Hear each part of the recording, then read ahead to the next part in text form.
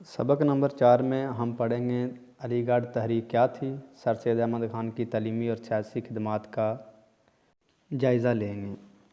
جنگ آزادی کی ناکامی کے بعد مسلمانوں کا برائے نام اقتدار بھی ختم ہوا، اس کے ساتھ ہی ان کا زوال انتہا کو پہنچ گیا۔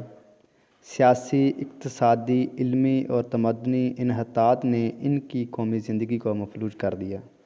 جاس اور زبوں حالی کے اس دور میں روشنی کی کرن بن کر سر سید احمد خان کی آواز بلند ہوئی۔ انہوں نے قوم کو نئی تعلیم، نیا طرز فکر اور نیا لائحہ عمل عطا کیا، جس سے مایوسی کے بادل چھٹنے لگے، امید کی نئی کرن پھوٹی اور مسلمان قوم میں عزم اور حوصلہ پیدا ہوا۔ سر سید احمد خان 17 اکتوبر 1817 کو دلی میں پیدا ہوئے۔ سید احمد خان کی تعلیم قدیم طرز پر ہوئی۔ انہوں نے عربی اور فارسی کی تعلیم حاصل کرنے اور والد کی وفات کے بعد 1839 میں کمپنی کی ملازمت اختیار کر لی۔ 1841 میں فتح پور سیکری میں ایک عدالتی عہدے پر مامور ہوئے اور بعد ازاں 1846 میں دلی تعینات ہوئے، وہاں 1855 تک رہے۔ 1857 کی جنگ آزادی کے دوران بجنور میں ایک عدالتی عہدے پر مامور تھے۔ 1869 میں سید احمد خان اپنے بیٹے سید محمود کے ساتھ انگلستان گئے اور وہاں 17 ماہ تک برطانوی تعلیمی نظام کا مطالعہ کیا۔ 1876 میں ملازمت سے ریٹائر ہوئے اور علی گڑھ میں مقیم ہو کر MAO محمدن ایجوکیشنل ہائی اسکول کا انتظام اپنے ہاتھ میں لے لیا۔ 1878 میں انہوں نے لیجسلیٹو کونسل کا رکن وہ نامزد ہوئے اور 1888 میں انہیں برطانوی حکومت کی جانب سے سر کا خطاب دیا گیا۔ 27 مارچ 1898 میں 81 سال کی عمر میں وفات پائی اور علی گڑھ کالج کی مسجد میں دفن ہوئے۔ تحریک علی گڑھ کے جو مقاصد تھے، تو اس میں جو نمبر 1 تھا کہ مسلمانوں سے چونکہ نیا اقتدار چھینا تھا، تو نہ تو جو برطانوی راج تھا، نہ برٹش جو تھے وہ مسلمانوں کے ساتھ ان پہ اعتماد وہ کرنے کو تیار تھے، اور دوسری طرف جو ہندو تھے وہ سازشوں پہ سازشیں کیے جا رہے تھے، اور مسلمانوں کے درمیان اور حکومت کے درمیان ایک لمبی خلیج اور ایک لمبی جو رکاوٹ تھی وہ ہندو بنے ہوئے تھے۔ وہ حربہ استعمال کر رہے تھے جس سے حکومت اور مسلمانوں کے درمیان دوریاں پیدا ہوں۔ تو ان جو مشکل حالات میں سر سید احمد خان نے اس قوم کا بیڑا اٹھایا، انہوں نے حکومت اور مسلمانوں کے مابین جو تھا وہ انہوں نے اعتماد کو بحال کرنے کی کوشش کی، اور حکومت سے وفاداری کا جذبہ جو تھا وہ عوام میں پیدا کرنے کی کوشش کی، کیونکہ وہ سمجھتے تھے کہ حکومت کے ساتھ تعاون کے بغیر یا مفاہمت کی پالیسی کے بغیر مسلمان آگے نہیں بڑھ سکتے۔ پھر انہوں نے نمبر 2 پہ جو برصغیر کے مسلمانوں کو جدید علوم خصوصاً انگریزی زبان سیکھنے کی طرف راغب کیا، کیونکہ ان کو معلوم تھا، وہ سمجھ رہے تھے کہ اس دور میں اب کیونکہ مسلمانوں نے 1857 کی جنگ ہارنے کے بعد مسلمان زبوں حلی کا شکار تھے، تو بغیر ان کی زبان سیکھے اور ہم مسلمان اور حکومت کے درمیان جو تعلقات ہیں وہ مضبوط نہیں ہو سکتے۔ پھر انہوں نے مسلمانان برصغیر کو اجتماعی سیاست سے دور رکھنے کے لیے کہا کہ آپ نے اجتماعی سیاست سے دور رہیں۔ نمبر 4 پہ انہوں نے ہندوستانیوں کو خصوصاً مسلمانوں کے مطالبات کی حق میں آواز اٹھائی اور مسلمانوں اور ہندوستان کی دیگر اقوام میں مفاہمت پیدا کرنے کی کوشش کی۔ وہ سمجھتے تھے کہ مسلمان جو ہیں وہ اجتماعی سیاست سے دور رہیں اور اپنے حق کی آواز اٹھائیں، اور باقی اقوام کے ساتھ مسلمانوں کی اور ہندوستان کی باقی اقوام میں آپس میں گٹھ جوڑ ہو اور ان کا ایک مفاہمت کا ماحول وہ پیدا کریں۔ اور وہ جو تھا وہ کسی ریزسٹنس کی یا مزاحمت کی حق میں نہیں تھے اس وقت۔ پھر سر سید احمد خان کی ہم اگر تعلیمی خدمات کا ذکر کریں تو سر سید احمد خان نے تعلیم کے میدان میں گراں قدر جو ان کی کاوشیں ہیں، ان کی کوششیں ہیں، تو انہوں نے بہت ساری مسلمانوں کے لیے مراد آباد میں غازی پور اسکول بنایا، سائنٹیفک سوسائٹی کا قیام، کمیٹی خواستگار ترقی تعلیم مسلمانان ہند، ایم اے او کالج ہائی اسکول، محمدن ایجوکیشنل کانفرنس، رسالہ تہذیب الاخلاق کا اجرا، یہ ان کی تعلیمی خدمات تھی۔ تعلیمی خدمات میں آپ کو چیدہ ان کے بارے میں کہ جب اشاعت تعلیم سر سید کی زندگی کا نصب العین تھا، وہ اس میں تمام قومی مسائل کا حل تلاش کرنے کے حق میں تھے۔ انہوں نے مسلمانوں کو مغربی تعلیم حاصل کرنے اور انگریزی زبان سیکھنے کا مشورہ دیا۔ اس وقت مسلمان چونکہ انگریزوں کے قائم کیے ہوئے تعلیمی اداروں میں اپنے بچوں کو بھیجنا گناہ سمجھتے تھے، لہٰذا سر سید احمد خان نے ایسے ادارے قائم کیے جن کو مسلمان خود چلائیں اور ان میں اعلیٰ معیار کی جدید تعلیم دی جائے۔ اس میں مراد آباد جو اسکول تھا، سر سید احمد خان نے 1859 میں مراد آباد میں ایک فارسی مدرسہ کھولا۔ اس میں فارسی کے ساتھ انگریزی بھی پڑھائی جاتی تھی۔ پھر دوسرا اسکول انہوں نے 1862 میں غازی پور میں بنایا، اور یہ وکٹوریہ اسکول غازی پور جو تھا جدید طرز کا پہلا ادارہ تھا جس میں انگریزی اور جدید علوم سکھائے جاتے تھے۔ پھر انہوں نے سائنٹیفک سوسائٹی جو تھی 1863 میں غازی پور میں ایک سوسائٹی قائم کی جس کا مقصد ریاضی، طب، تاریخ اور جو معیشت تھی، معاشیات، اس کی مستند جو انگریزی کتابوں کے اردو تراجم شائع کرنا تھا تاکہ انگریزی سے ناواقف لوگ جو ہیں وہ مغربی علوم سے استفادہ حاصل کر سکیں۔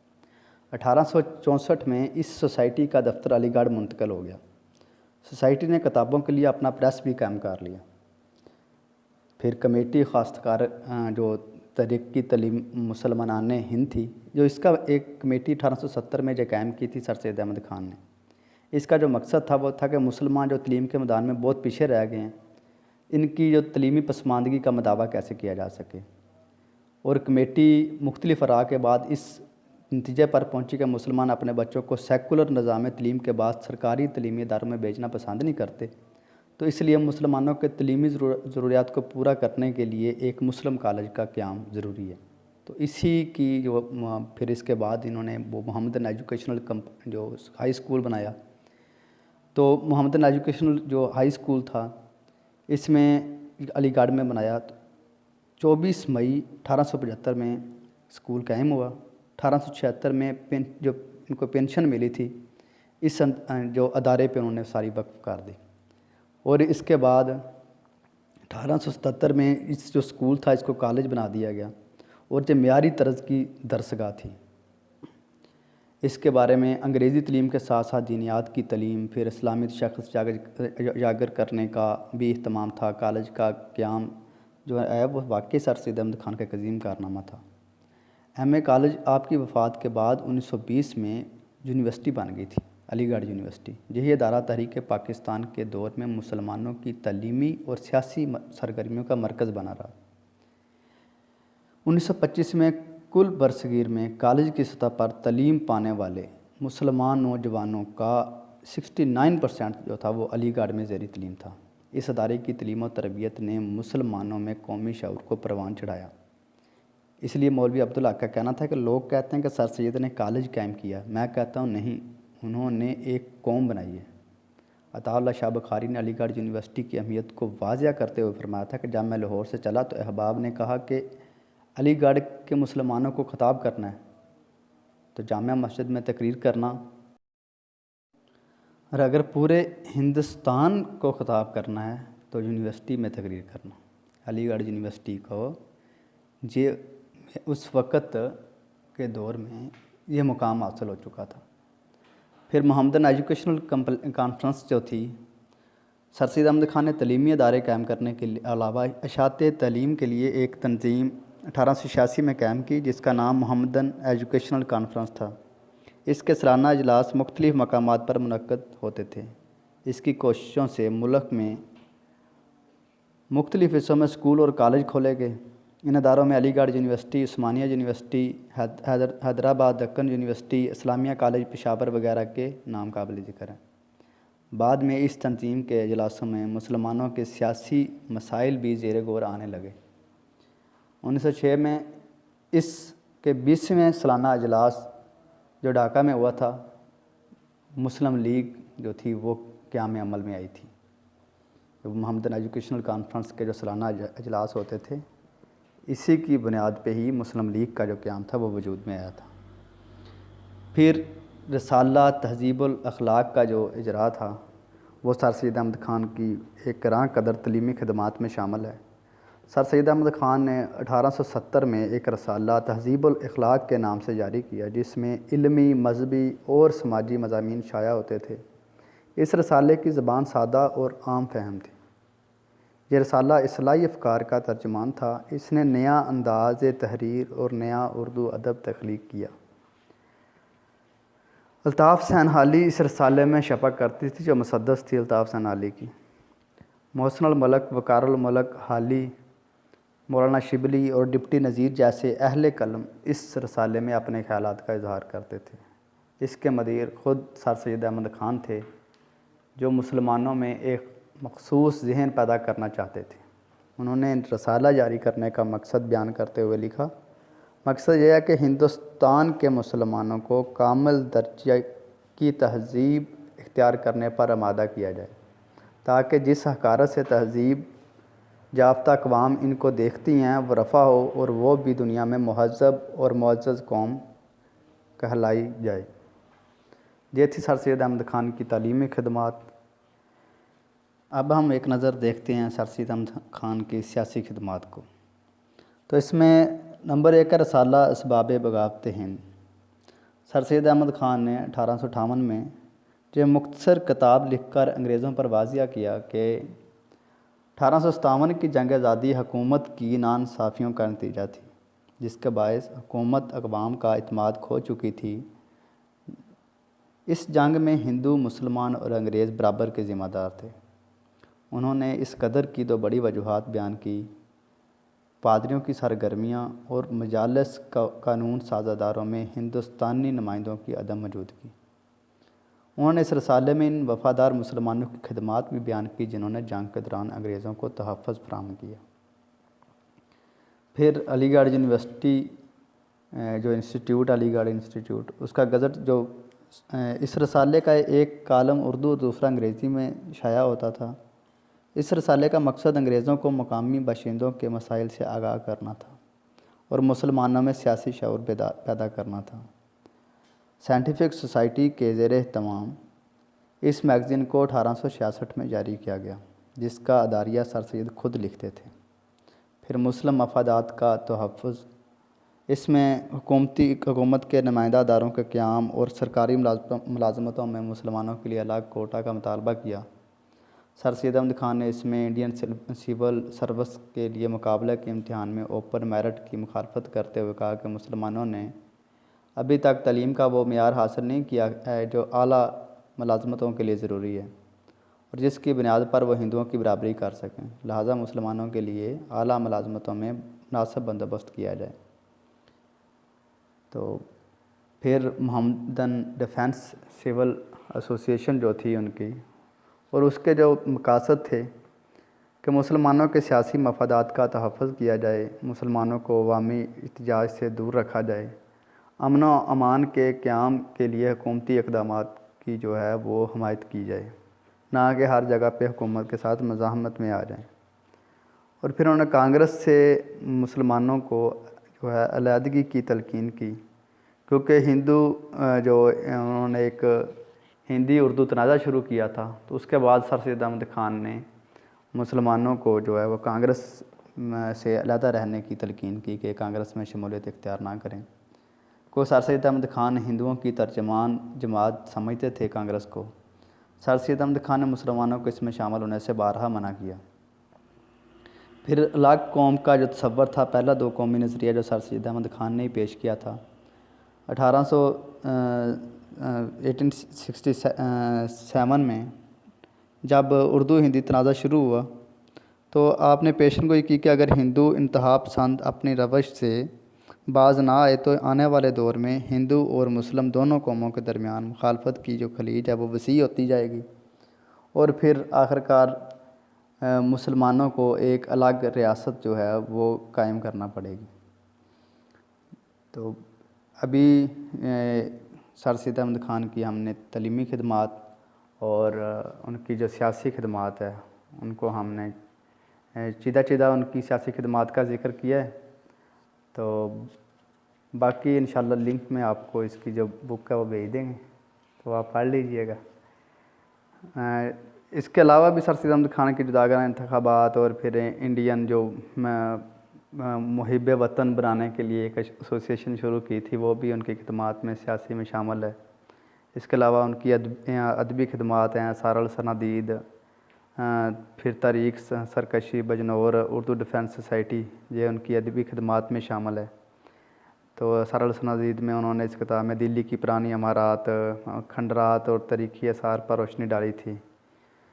تو تاریخ سرکشی بجنور میں انہوں نے جنگ آزادی کے حالات قلم بند کیے تھے۔ اردو ڈیفنس سوسائٹی میں انہوں نے اردو کو پروموٹ کرنے کے لیے مختلف تحاریر لکھی اور اس طرح۔ تو تحریک علی گڑھ کے جو اثرات ہیں وہ سیاسی قیادت کی فراہمی، اس سے مسلمانوں کے سیاسی بہت سارے مسلم لیگ کے جو لیڈران تھے وہ علی گڑھ جو کالج تھا، اسکول تھا، اسی کے تعلیم یافتہ تھے۔ سیاسی قیادت بھی فراہم کی، اس کے ساتھ ساتھ جو تھا مسلمان جو تھے وہ اس وقت مغربی تعلیم حاصل نہیں کرنا جا رہے تھے، حالانکہ وہ وقت کی ضرورت تھی۔ مسلمانوں کو مغربی تعلیم کی طرف انہوں نے ان کا جو مائل کیا اور مسلمان مغربی تعلیم انہوں نے حاصل کی۔ پھر انگریز اور مسلمانوں کے درمیان ایک وسیع خلیج تھی، اس کو ختم کرنے میں تحریک علی گڑھ کا جو ہے بڑا مؤثر کردار رہا۔ مسلمانوں کو جو بنیادی حقوق تھے وہ سر سید احمد خان کی ایک جو ان کی وسیع القلبی، وسیع النظری، اسی کی وجہ سے جو ممکن ہو سکے مسلمان جو تھے وہ اپنے بنیادی حقوق کا تحفظ کر سکیں۔ یہ تحریک علی گڑھ کا بڑا اہم جو ہے وہ اس میں رول رہا ہے۔ پھر اس کے علاوہ جو معاشی ترقی، مسلمانوں کو نوکریوں میں حصہ، پھر سر سید احمد خان کا جو بڑا اہم کردار تھا۔ تو مسلمان معاشی طور پر جو تھے وہ اس قابل رہے کہ وہ اپنے بہت سارے جو محکموں میں اور بہت سارے جو معیشت کے جو نظام تھا اس کے دائرے میں شامل رہے، اور جو تحریک علی گڑھ ہی کے اثرات تھے اور سر سید احمد خان کی جو ہے وہ محنت شائقہ کا کردار تھا۔ پھر جو الگ قوم کا تصور تھا وہ سر سید احمد خان نے مسلمانوں کو دیا تھا۔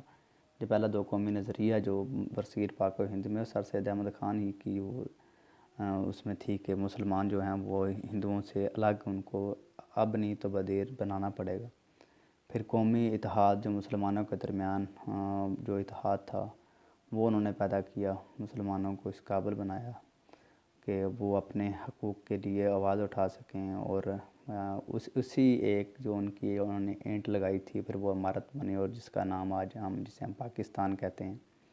اور یہ سر سید احمد خان کی خدمات تھی جو انہوں نے تحریک پاکستان میں اپنا حصہ ڈالا۔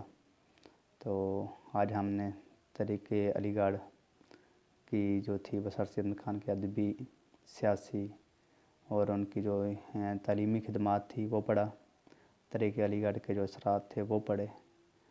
تو انشاءاللہ نیکسٹ لیکچر میں ہم جو ہے وہ گول میز کانفرنسز ہم پڑھ چکے ہیں، خطبہ الآباد پڑھ چکے ہیں، دو قومی نظریہ پڑھ چکے ہیں، نظریہ کیا ہوتا ہے وہ ہم ڈسکس کر چکے ہیں۔ تو اب انشاءاللہ ہم مسلم لیگ کا قیام اور کانگریس کا جو قیام تھا وہ مسلم لیگ کے قیام کے مقاصد اور وہ تقسیم بنگال اس کو ہم پڑھیں گے۔ تو اگر اس کے بارے میں، اس لیکچر کے بارے میں کچھ سوالات ہوں تو آپ کمنٹ سیشن میں کمنٹ کریں تو اس کا جوابات، باقی آپ کو جو کتاب ہے وہ لنک کی جو اس کا بھیج دیا جائے گا، وہاں پہ آپ مزید اس کو پڑھ سکتے ہیں۔ تو اب تک کے لیے اتنا ہی، اللہ حافظ۔